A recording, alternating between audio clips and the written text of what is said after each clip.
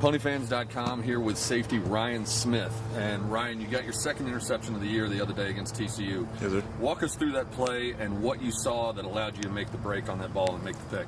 Well, going back to the beginning of the week throughout film study, we knew that a lot of times when they get in between the 40 and 30-yard line, they like to test us deep. And then also when they got number 11, he's their fastest guy in, so they like to hit him on a post route or a fly route.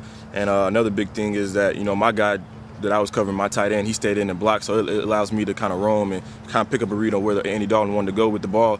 And so I kind of got a beat on where he was trying to go. I knew he was trying to go backside. I kind of invited him to throw the pass, and credit to the D-line, getting pressure on him, and everybody doing their job, allowed me to make a play on the ball.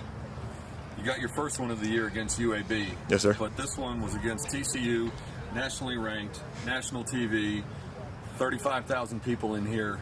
When you made that pick, did that feel different because of the environment? It definitely did. It was a surreal feeling. It was a great feeling, a blessing from God. Just a good feeling. Words can't really express. Felt good to.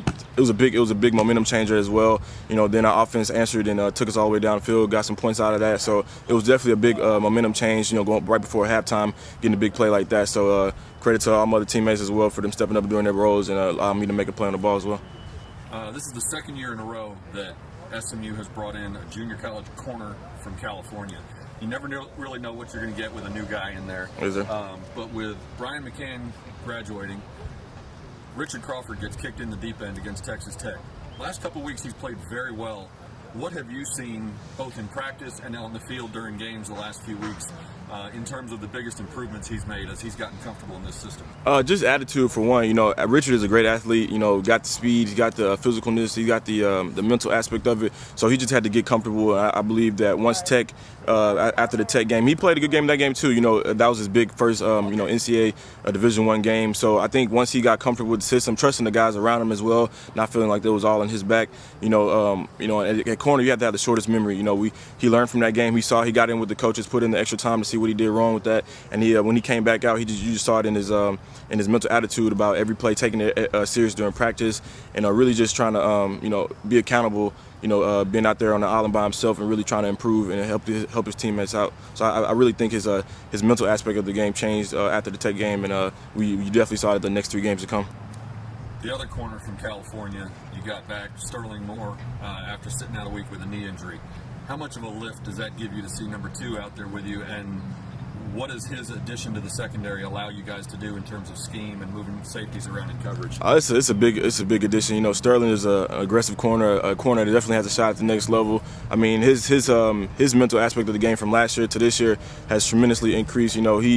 He's got that attitude that he's going to make you pay every time you come to his side. So just that feeling that you got a guy on both corners that can really shut down receivers, allow you as a safety to kind of zone in on your game and your schemes that you have to accomplish and really take care of your job as well. So having Sterling back is a great tremendous feat.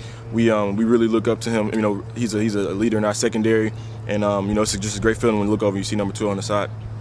Thumbnail sketch of the Rice offense. What do they do well, or what are your biggest concerns after you've gotten a chance to peek at them on film? They're definitely going to open us up in the passing game. They got a lot of guys that they got that spread offense that they really like. A little different. They really like to involve their tight end as well, and they got the transfer from McGuffey, who's back there as well, and they like to get the ball in his hands a lot. So they're going to test us a lot on the screen game, and I just also think they're going to come at us with a lot of pass routes.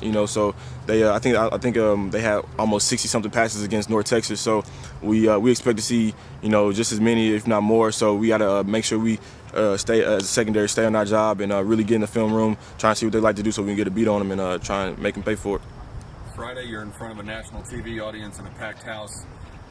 Well, you're going down to Rice, where SMU hasn't won since before you were born, and only a couple years after your dad and your uncles graduated from here. Do you guys talk about that, and does that factor into your, the intensity of trying to break that streak and not having a letdown? It definitely does. Whenever you're on the road, that's one of the biggest things Coach Jones stresses is getting a win in the conference on the road, and going back to Houston, that would be a big win for us. Rice is a good team. They kind of similar to us, so we definitely need to go out there and from start to finish really punch them in the mouth and really just get after them so we can get that win. We never like to have streaks like that on our record, so it's always a good opportunity when you have that to break that streak. So I don't think we're gonna really focus on trying to going into the game with that aspect, mental aspect of it. But we definitely need to get that win on the road in the conference. Going back to Houston, that's hometown for me too, so I'm definitely looking forward to that. A lot of family going to be there too, so just really looking forward to that. And like I said, hopefully we can break that streak this weekend.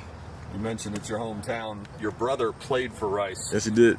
Is he going to be decked out in red and blue this weekend and cheering for the right team? Yeah, as soon as he put up his pass 2 years ago, he vowed to me that he was going to be in red and blue until I was done. So he's definitely going to be out there sitting on the SMU side. You know, growing up with him and while he was at Rice, I practiced with a lot of those guys over there. So I'm familiar with a lot of the upperclassmen that they have on that team. So it's going to be a good game. A lot of familiar faces over there. So I'm looking forward to it and I can't wait.